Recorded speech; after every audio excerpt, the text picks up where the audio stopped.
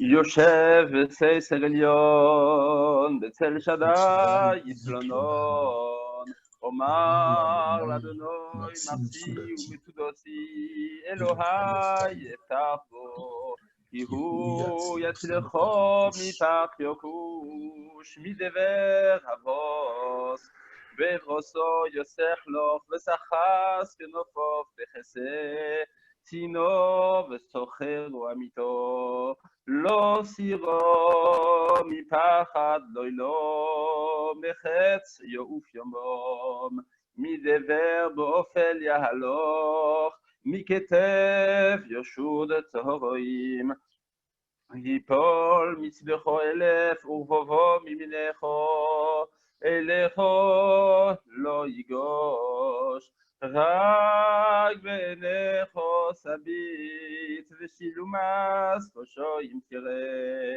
כי עתו אדוני מרסי עליון שמתו מעונכו, לא שאונה אליכו ונגע לו יקחב ואוהלכו, כי מלוכו יצא ולוך לשמורכו בכל דרכיכו, על כפיים יסעונכו, פן תיגוף בו אבן רגלכו, על שחל ופסן תדרוך, תרמוס כפיר וסנין, כבי חושק ופלטהו, אסגבהו כי יודע שמי, יקחוני ועינהו, אם אנוכי וצורו, אכלתהו וכבדהו, אורך יומי מסביהו, והראהו בישועתי. On va passer au Teilim Kouf Kafalef. 121.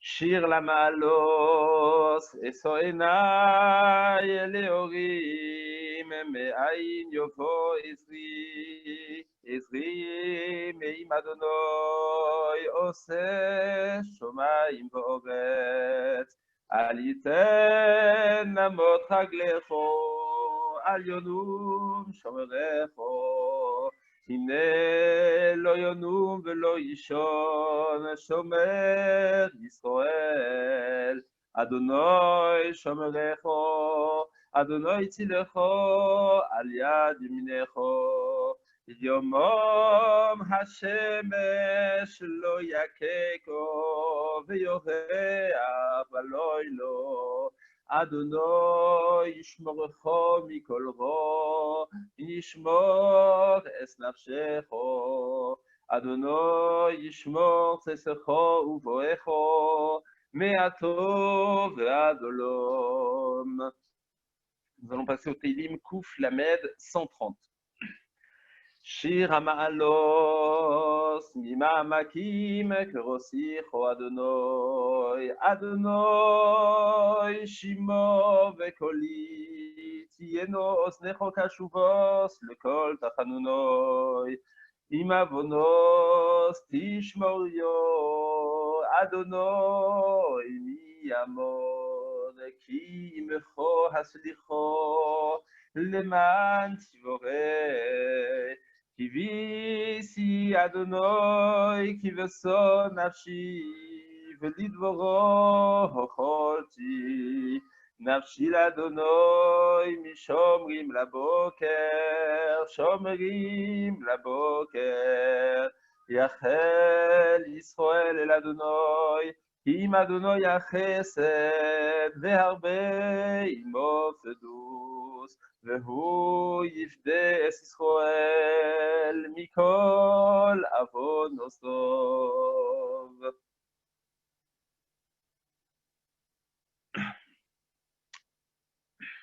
מי שברך אבותינו אברהם, יצחק ויעקב, משה ואהרון, דוד ושלמה, הוא יברך וירפא את החולים.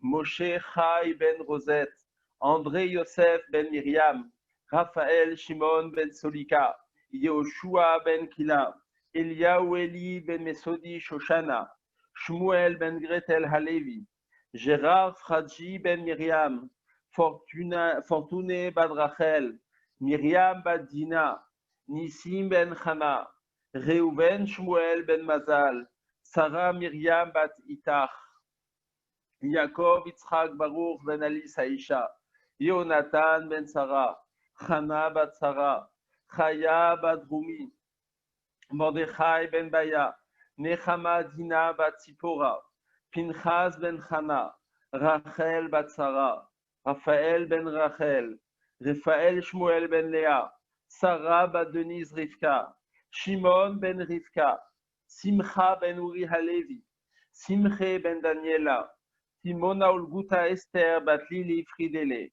Yosef ben Mazal, Hakadosh Baruch Hu Yemale Rachamim Alehem, להחלימם ולרפאותם ולהחייותם ולהחזיקם וישלח להם מהרה רפואה שלמה לרמ"ח איבריהם ולשסה גידיהם בתוך שאר חולי ישראל, רפואת הנפש ורפואת הגוף, השתה בעגלה ובזמן קריב ונאמר אמן.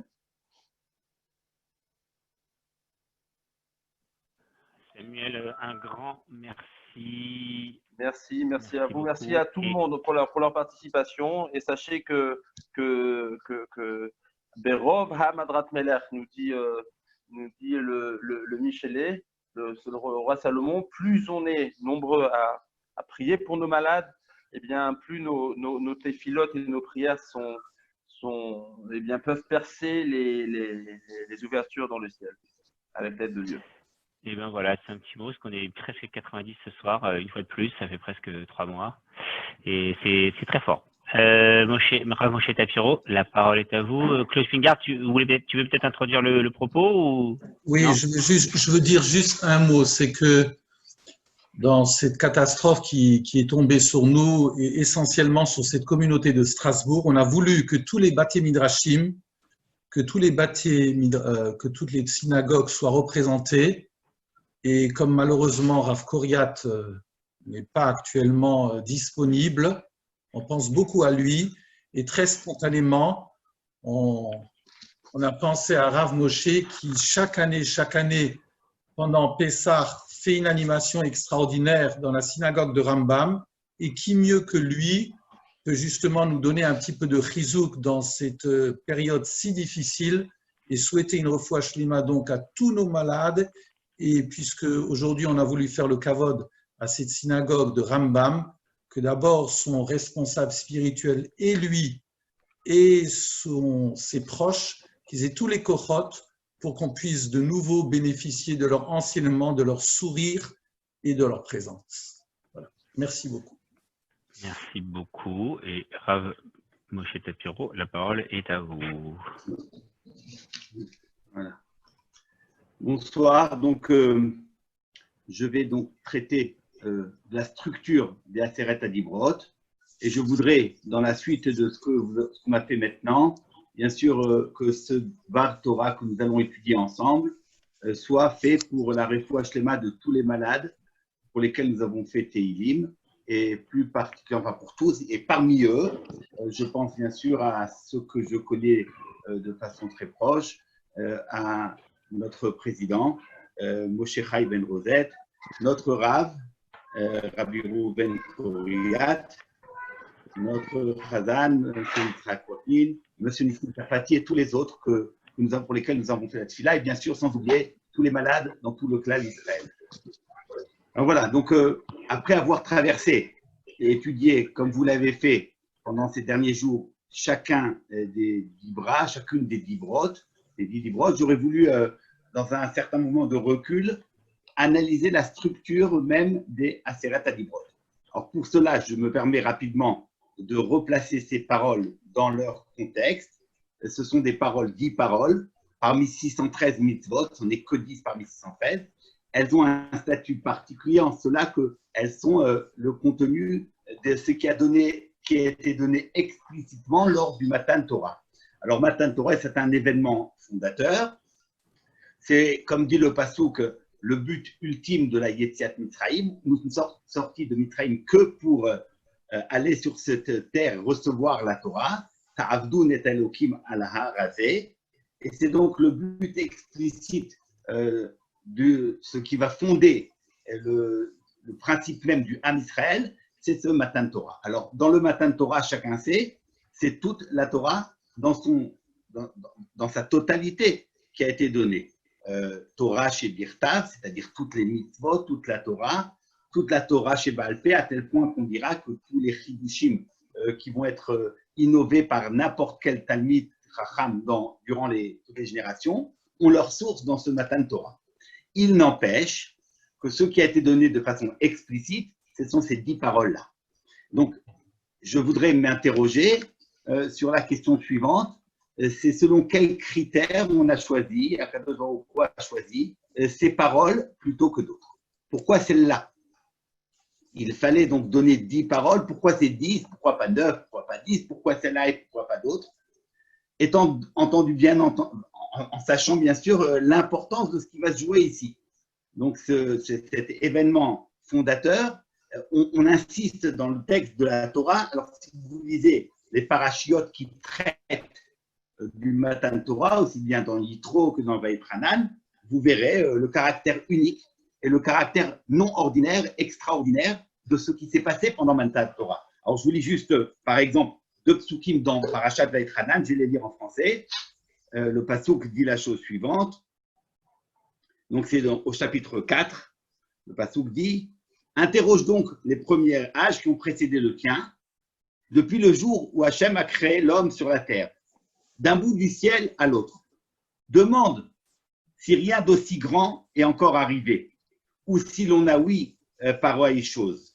Quel peuple a entendu, comme tu l'as entendu, la voix de Hachem parlant du sein de la flamme et a pu vivre. » Donc il y a quelque chose de proprement non ordinaire, et d'ailleurs, il suffit de lire les psukim dans Parashat Yitro, qui insistent bien sur un contexte son et lumière tout à fait extraordinaire. Vayi kolot ubrakim, ve'anan kaved, ve'kol shofar chazak meod. Et le texte montre bien, vayi cherad kol ha'am meod. Le peuple a été pris de charada. Alors charada, ce n'est pas juste une crainte ou une peur. La charada, ça signifie que la situation telle qu'on la connaît se disloque. Il y a une suspension de l'ordre naturel des choses, parce qu'il fallait cela pour pouvoir entendre quelque chose de tout à fait nouveau.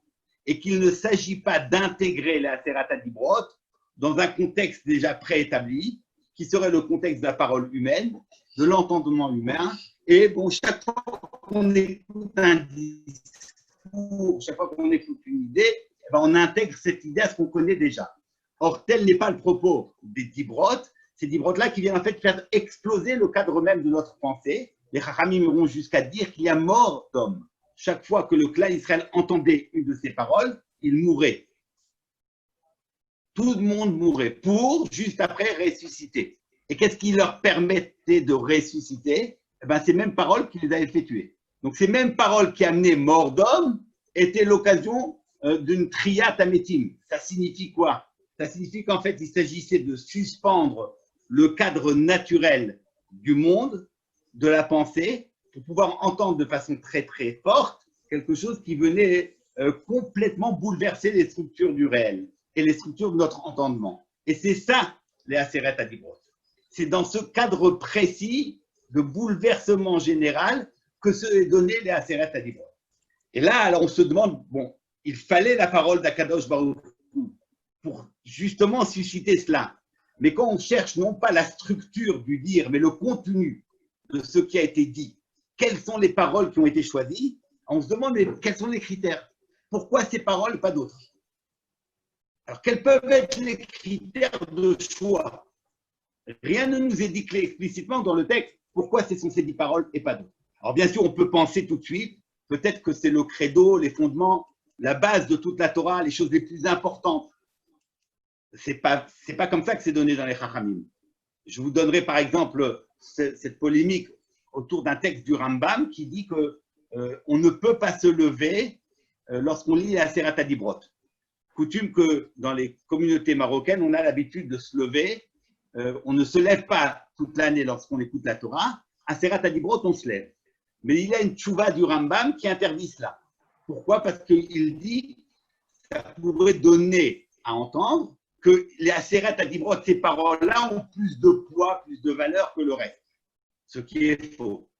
C'est la Torah dans sa totalité qui doit être reçue. Et on ne peut pas, nous, les hommes, et il n'y a pas de différence de poids et d'importance entre tel dibra ou tel autre mitzvah qui n'est pas explicité. Ce ne sont pas que des mitzvot qui, par exemple, sont les plus graves et qui sont punis d'un châtiment qui soit la peine de mort. Vous avez des mitzvot qui ne sont, ou des interdits qui ne sont pas punis d'un châtiment si grave. Le issour de l'otachmod n'est pas puni, même, on ne reçoit même pas malkout. Donc, dans la catégorie des châtiments, c'est tout en bas.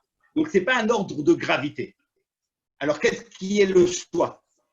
Va-t-on dire que peut-être on a présenté ce qui est le plus chidouche, ce qui est de l'ordre de la novation, que l'esprit humain ne peut pas entendre?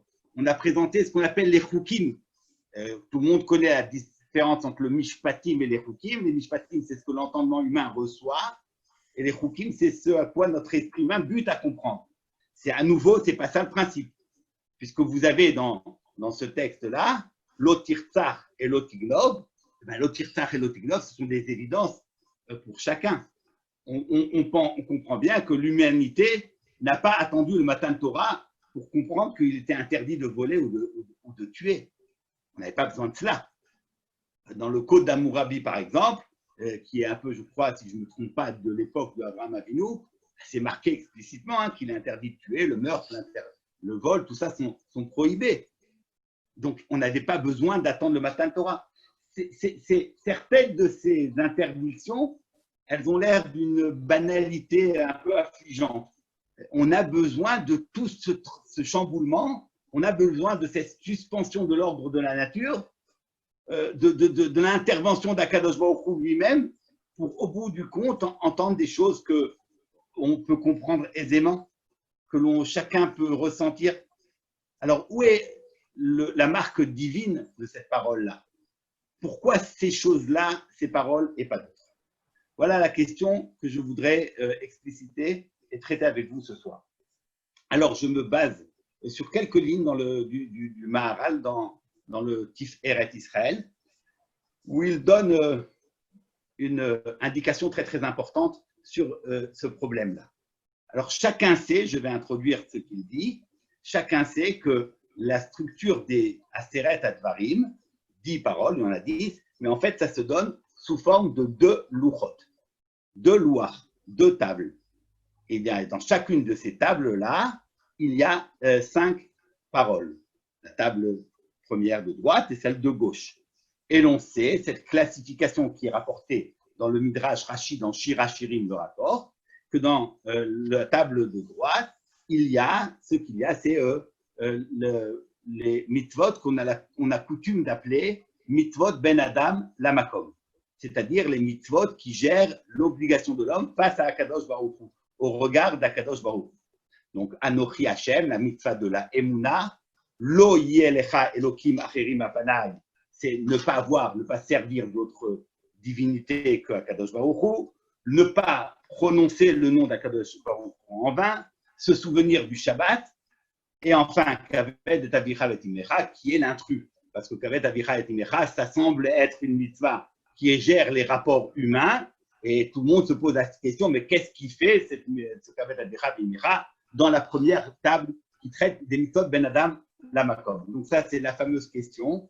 Et puis de l'autre côté, vous avez une autre table qui, elle, traite et où sont explicités des interdits qui sont purement Ben Adam Lechavero, qui gèrent les relations entre les hommes, qui sont les devoirs de quelqu'un vis-à-vis d'autrui. Donc, l'otirtzar, ne pas tuer, l'otinaf, les rapports interdits.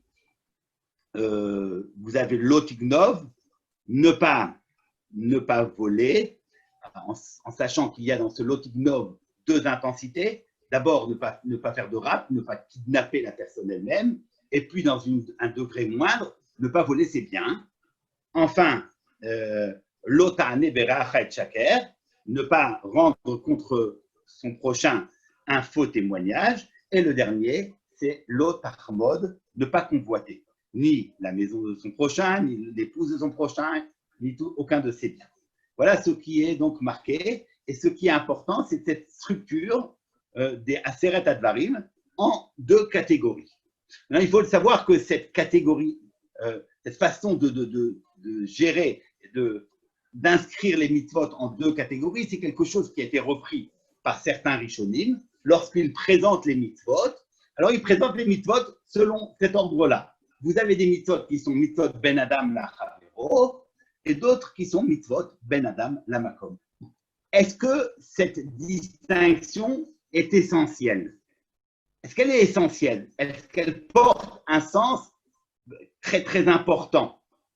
Ou est-ce que c'est une classification comme il y en a d'autres? Vous avez par exemple, dans certains livres de Rishonim qui recensent les mitzvot, alors pour qu'il y ait donné un certain ordre, ils recensent les mitzvot selon les membres du corps avec lesquels on réalise ces mitzvot. Les mitzvot que l'on réalise avec ses mains, les mitzvot que l'on réalise avec ses yeux, celles qu'on fait avec sa bouche, celles qu'on fait avec le cœur. Voilà, c'est aussi une forme de recension et de classification des mitzvot. Ça ne veut pas dire autre chose qu'une modalité opératrice pour nous permettre de nous y retrouver. C'est tout. Est-ce que la classification Ben Adam le Chavero et Ben Adam la Makom, elle est de cet ordre-là? Donc c'est utilitaire, c'est un outil tout simplement pour séparer certaines mitzvot, pour s'y retrouver, ou est-ce qu'il y a quelque chose de très très profond là-dedans? Alors le sens même de Aseret Advarim, et c'est ça la très grande leçon que le Maharal livre, et la source de cela, c'est, je le dis donc dans ce Rashi, dans Shir HaShirim, le sens profond, ou l'un des sens, il ne faut pas être exclusif, mais l'un des sens, l'un des messages importants de Aseret Adibrot, c'est précisément, ça tient en cela dans la définition de deux types de mitzvot complètement différentes, et dans la perception que entre Ben Adam le Chavero et Ben Adam la Makom, il y a une différence de nature, une différence d'essence, et que ce ne sont pas du tout le même type de mitzvah. Ce que je voudrais expliquer maintenant. J'ajouterai, toujours en introduction, avant même d'expliquer, que le principe même, le chidouche, la grande novation de Aseret Advarim, nous avons demandé, mais les choses qui sont dites semblent banales, communes, accessibles à tout un chacun sans avoir besoin pour cela d'une révélation divine.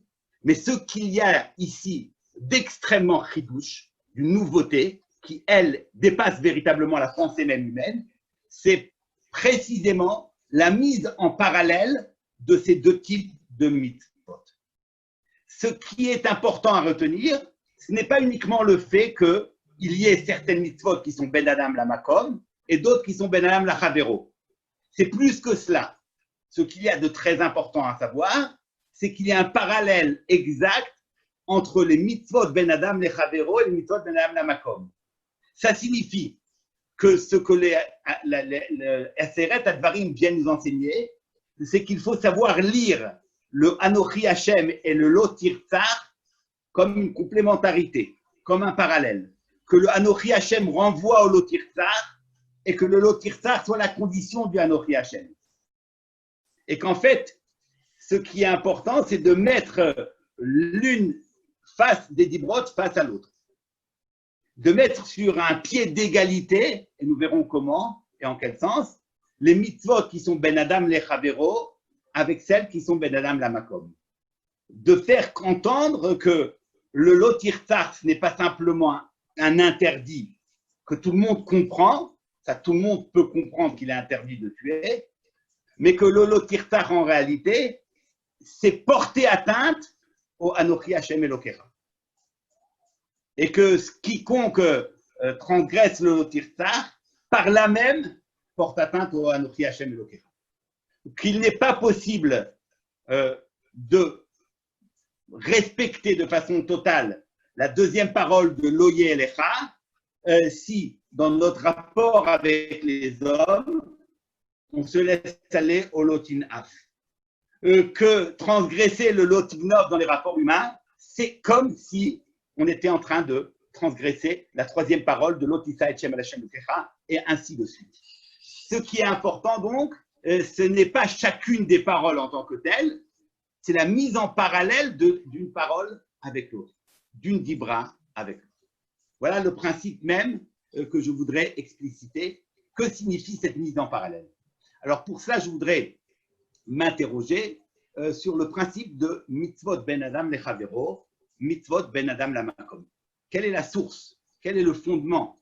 Quelle est la raison même d'une mitzvah? Qu'est-ce qui implique? Qu'est-ce qui fait que nous sommes enjoints à écouter et à faire quelque chose? Donc dans mitzvot ben adam lamakom, ça semble assez simple. On est enjoint parce qu'on a une obligation d'Akadosh Baruch Hu. Une mitzvah, la mitzvah enjoint. Donc celui qui est enjoint, la source de notre obligation, c'est la présence d'Hachem. C'est la parole d'Akadosh Baruch Hu. Cette parole, pas simplement l'existence d'Hachem, parce qu'une existence qui ne serait pas réelle pour moi, qui ne serait pas présente pour moi, elle est de l'ordre du concept. Donc si je parle d'un Dieu qui n'est pas dans mon esprit, s'inscrit pas dans ma vie, ça, un Dieu qui est un concept divin, ça ne peut engendrer en moi aucune obligation. Pour qu'il y ait une obligation, il faut que cette Metsiout d'Akadosh Baruch Hu, elle impacte sur mon existence. Donc c'est la présence d'Hachem dans ma vie, dans le monde, tel que je l'entends, tel que Rambam la développe, c'est qu'on ne peut pas avoir une définition du réel qui fasse l'économie de la présence d'Hachem. Ben, cette présence d'Hachem dans le monde, elle génère des obligations. Quelles sont les obligations qu'elle génère? Eh ben, c'est toutes les mitzvot, ben adam, la makom. Toutes les mitzvot, toutes les obligations, aussi bien la mitzvah de Emouna que le respect de l'unicité d'Akadosh Baruch Hu qui m'empêche de servir d'autres divinités ou d'autres formes de culte, que le respect que j'ai pour le nom d'Hachem, je ne peux pas le prononcer en vain, l'obligation de se souvenir de la geste créatrice qui a été celle d'Akadosh Baruch Hu qui a permis la création du monde, c'est le Shabbat. Tout cela, tous ces mouvements-là, ce qui génère l'obligation, qu'est-ce qui me contraint et m'oblige, qu'est-ce qui m'enjoint à tout cela? Ben, c'est la présence d'Akadosh Baruch Hu dans ma vie, je l'entends. Et qu'est-ce qui m'oblige à toutes les mitzvot que j'ai vis-à-vis d'autrui? Qu'est-ce qui m'oblige à faire la tzedaka? Qu'est-ce qui m'oblige à faire le bikur cholim? Qu'est-ce qui m'oblige à faire toutes les mitzvot? Et bien sûr, les interdits, à ne pas tuer, à ne pas porter atteinte à la personne d'autrui ni à ses biens. On pourrait penser, ben c'est la même raison, c'est aussi Akadosh Baruch Hu. La présence d'Hachem, la parole divine, elle t'oblige à respecter autrui. La parole divine t'oblige à faire bikur cholim.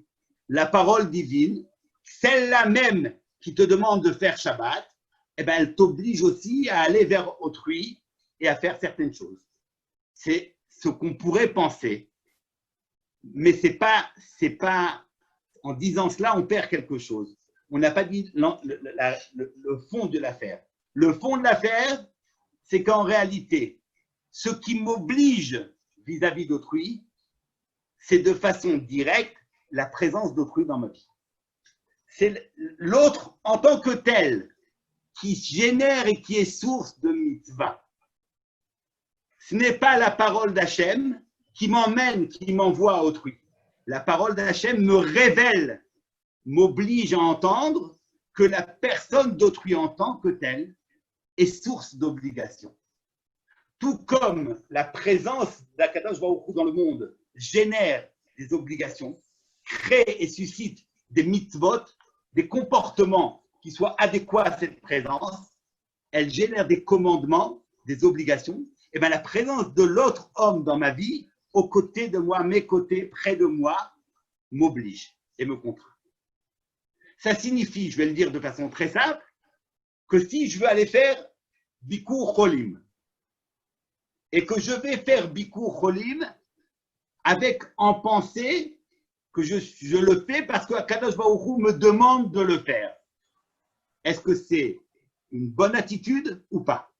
Alors tout le monde connaît ce Rambam qui dit qu'il y a certaines mitzvot qu'il faut faire parce que Hachem nous demande de le faire.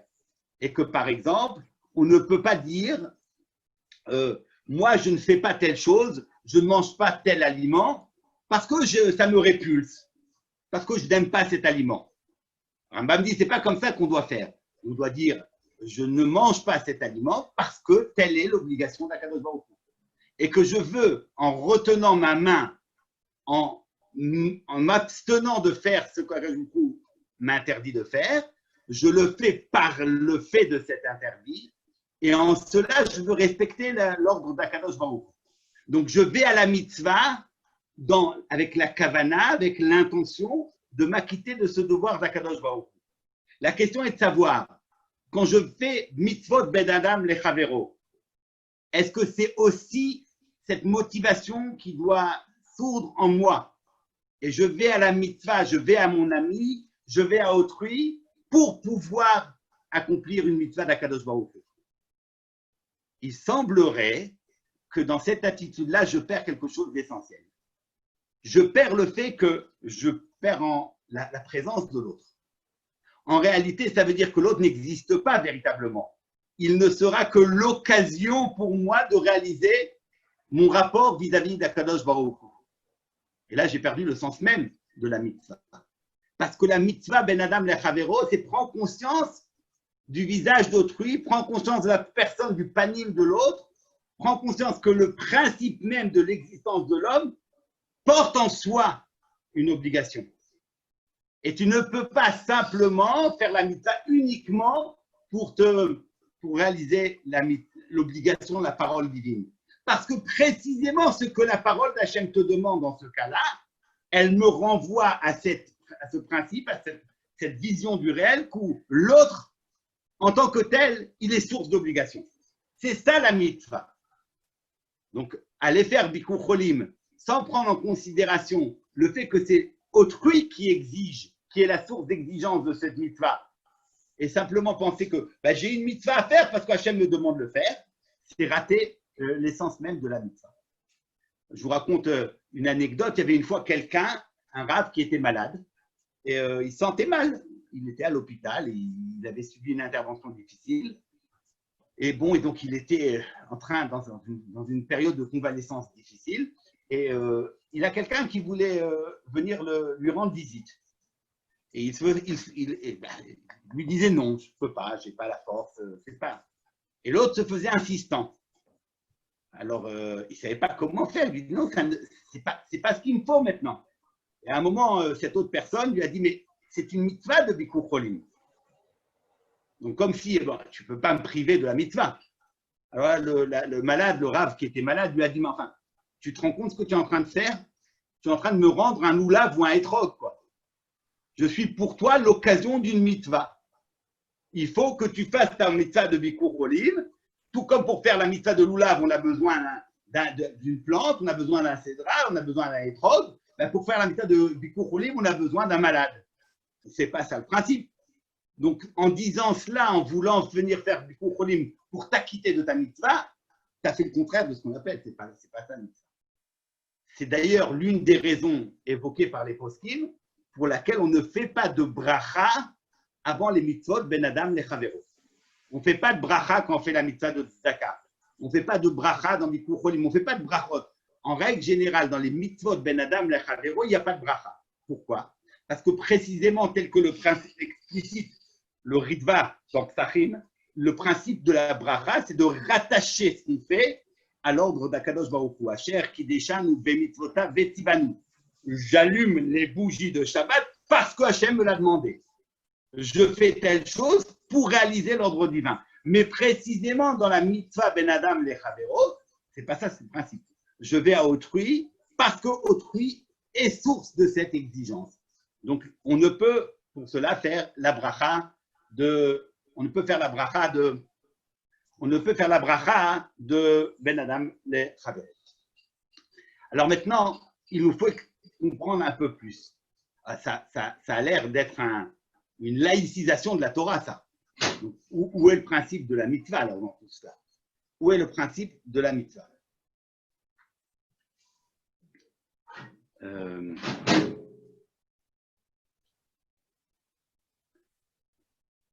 Excusez-moi une seconde.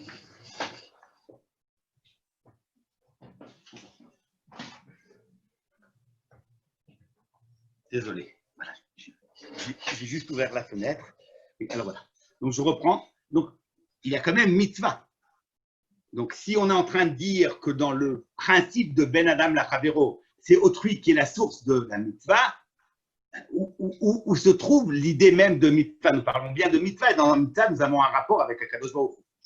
Alors en réalité, ici, nous touchons à ce qu'il y a de plus important dans la définition même de Adam.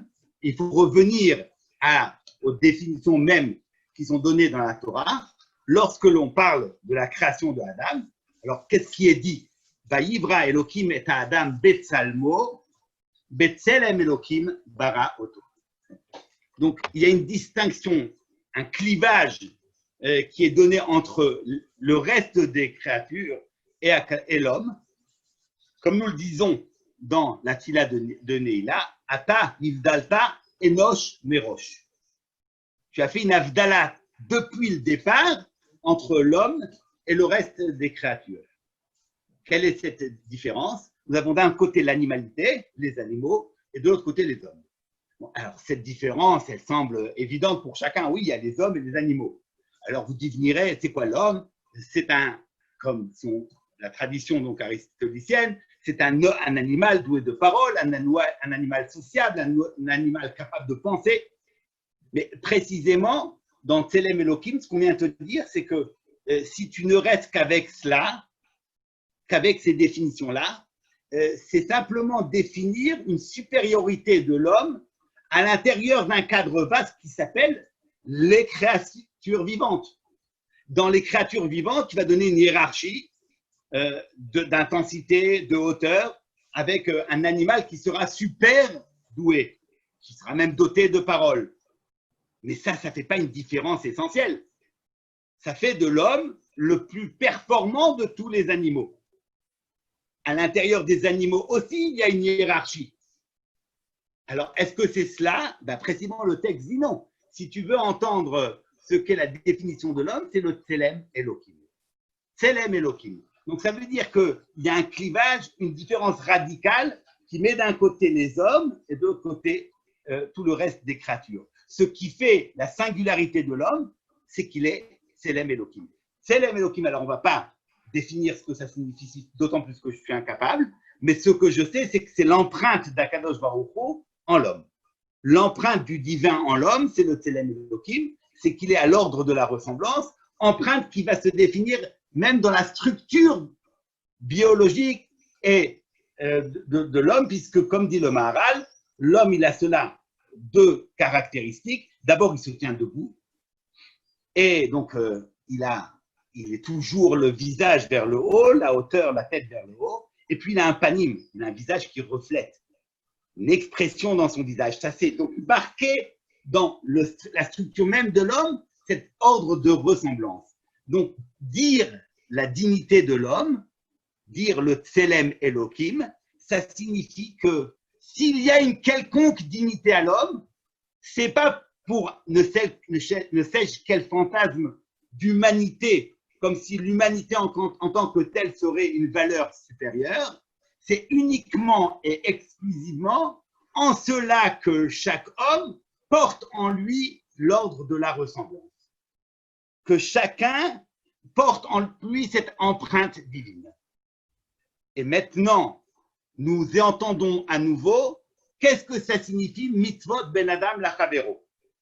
Ça signifie cela même. Tout comme la présence d'Hachem dans le monde induit pour chacun d'entre nous des obligations, la présence d'autrui induit aussi des obligations parce que autrui porte en lui cette présence divine. Parce que chacun de nous, il porte l'empreinte d'Akadosh Baruch Hu. Et donc, être au contact, voir, percevoir une autre personne, c'est précisément cela même que de percevoir quelqu'un qui se fait le lieu de passage de la divinité, qui se fait le lieu, le réceptacle même de cette présence divine. Akadosh Baruch Hu est présent dans le monde. Où est-il? Il est présent à travers sa parole qui est donnée dans la Torah. Il est présent à travers son action. C'est l'histoire. Tout ce qui se passe, ce qui arrive, est message à nous adressé par lui. C'est encore une forme de présence. Il est donc présent dans la création, il est présent dans la Torah. Mais il a une autre forme de présence qui est peut-être la plus importante. Il est présent dans la personne de chacun d'entre nous. Parce que chacun porte en soi cette empreinte divine. Et donc, le regard que l'on porte à autrui, c'est au bout du compte, ça nous renvoie à cette présence divine. Voilà en quoi il s'agit uniquement, exclusivement de mitzvah. Oui, mais la mitzvah ici se donne de façon différente. Ce n'est pas l'ordre divin qui nous renvoie à autrui, c'est autrui qui nous renvoie à Akadosh Baruch Hu. C'est autrui dans sa présence même qui nous renvoie à la présence d'Akadosh Baruch Hu. C'est la grande leçon de cette Aseret Advarim. Anochi Hashem lo tirtach. À entendre, je mets en parallèle le Anochi Hashem et le lo tirtach.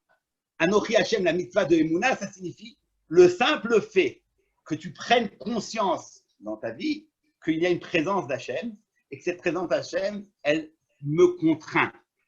Elle me contraint, elle doit structurer ma vie. Je dois faire confiance à Kadosh Baruch Hu. Il doit être le socle de mon existence. Je dois me reposer sur lui. Mitzvah de Emouna et son fruit naturel qui est le bitachon, la confiance en Hachem. Et bien, le parallèle de cela, c'est l'otirtach. Parce que nier, tuer quelqu'un, mettre fin à la vie d'un homme, nier la transcendance de la vie d'un homme, ça signifie en fait, qu'est-ce que ça signifie? Ça signifie que on méconnaît la singularité de l'existence de l'homme et qu'on traite sa vie comme n'importe quelle autre vie humaine. C'est tout. Comme, pas humaine, n'importe quelle autre forme de vie qu'il y a dans le monde. Et que l'on ne reconnaît pas, on nie le caractère transcendant de la vie humaine. Qu'est-ce qui fait le caractère transcendant de la vie humaine? Eh bien, précisément, le fait, cette empreinte divine en l'homme. Donc, on nous dit, on ne nous parle que d'une chose. Comment gérer cette présence d'Hachem? Cette présence d'Hachem, elle est double.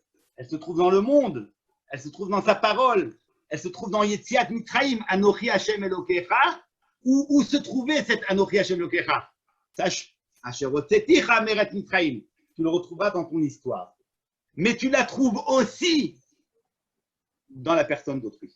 Et donc, porter atteinte à autrui, c'est méconnaître cette empreinte d'Akadosh Baruch Hu qu'il y a en chacun. Et en cela, il y a le parallèle de Anochi Hashem et de l'Otirtach. Tout ce que je suis en train de dire, je ne fais qu'expliciter un pasouk. Le pasouk au départ, donc début de l'histoire, lorsque, dans la parashat noire, on nous donne l'interdit du meurtre, et dans cet interdit du meurtre, il y a marqué Shofer dam ha'adam ba'adam, damo ishater. Quiconque versera le sang de l'homme en l'homme, son propre sang sera versé. Pourquoi? Ki betzelem elokim asa et Adam. Parce que l'homme est fait betzelem elokim. Donc on entend ici que le meurtre est lié à cette idée de tzelem elokim. Alors je voudrais, avec votre permission, quelques phrases d'explicitation de ce passouk. Il est extrêmement important et celui qui l'explicite, c'est le Talmud du Ramchal, le Rav Vali, dans ses écrits. Il fait entendre deux choses. Il y a bien sûr le fondement de l'interdit du meurtre. On n'a pas le droit de tuer. Pourquoi il est interdit de tuer? Pourquoi c'est un crime? Pourquoi c'est une abomination? Parce que, évidemment, la vie humaine n'a pas de rapport avec toute autre vie qu'il y a sur le monde, qu'il y a dans le monde. Ce n'est pas une vie, une forme de vie quelconque, telle que l'on la reconnaît, qu'on peut l'avoir, parce que ces autres formes de vie, on peut en disposer. La vie humaine, non. Qu'est-ce qui fait la dignité de la vie humaine? C'est pas parce qu'il y aurait une dignité dans l'humanisme en tant que tel, c'est exclusivement cette empreinte divine qu'il y a en l'homme. Donc le pasouk fonde la raison de l'interdit du meurtre sur le tzelem elokim. Oui, mais ce n'est pas suffisant. Ce n'est pas uniquement ce que dit le pasouk. Le pasouk va signifier plus loin parce que dans le damo yishater, il faut entendre tel que les chachamim l'entendent, une obligation pour l'homme de juger le meurtrier. Une obligation pour le Beddin, aussi bien dans le Beddin des Yehudim que dans les mitzvot des Noirs, de juger, de condamner, de châtier le meurtrier. Qu'est-ce qui permet à un homme d'en tuer un autre? Est-ce qu'on va répondre à un meurtre par un meurtre? Est-ce qu'on va répondre à une abomination par cette même abomination? Qu'est-ce qui autorise? C'est le tzelem elokim qui autorise cela. Et ça se donne en deux temps. D'abord, on nous dit, première interprétation, premier niveau d'interprétation, tzelem elokim bara et Adam, ça signifie que la personne qui tue elle a porté atteinte à la dignité humaine, elle a porté bien entendu atteinte à la dignité humaine qui se trouve en l'autre, mais du même coup, elle a porté atteinte à sa dignité humaine à lui, à soi-même. Parce qu'en reniant chez autrui cette dignité, je ne fais que renier ce qui est en moi. Si je récuse le Tselem Elohim qui est porté par autrui, eh ben je méconnais ce Tselem Elohim qui me constitue. Donc, en tuant, c'est en versant le sang d'autrui, c'est je verse mon propre sang. Ce que le Midrash, le Sifri, il me semble, va dire ainsi, il y a deux sens dans ce Sifri. Le premier sens, c'est celui que je vous propose. Il va lire ainsi Lotirtzach, Lotitratzach. Ne tue pas signifie aussi ne te tue pas. Alors, ce n'est pas juste l'interdit du suicide, c'est signifier que chaque fois que nous tuons, qu'une personne tue autrui, c'est soi-même qui l'a mis à mort. Parce qu'il a vidé son identité de tout réel, parce qu'il a nié en lui, en niant à travers, dans la personne d'autrui, ce qu'il est, Tselem Elohim. C'est une chose, certes, mais il y a plus que cela. Le droit et le devoir pour l'homme de juger autrui, ben c'est précisément parce qu'il est Tselem Elohim. Et il faut entendre ce que Rabbi Chaim de Volojine explicite dans son début du Nefesh HaChaim. Pourquoi on appelle ça Tselem Elohim? Il y a plusieurs noms à Akadosh Baruch Hu. Pourquoi dans l'ordre de la ressemblance, on parle du mot Elohim? Pourquoi pas Tselem Yud-Ke Vav-Ke?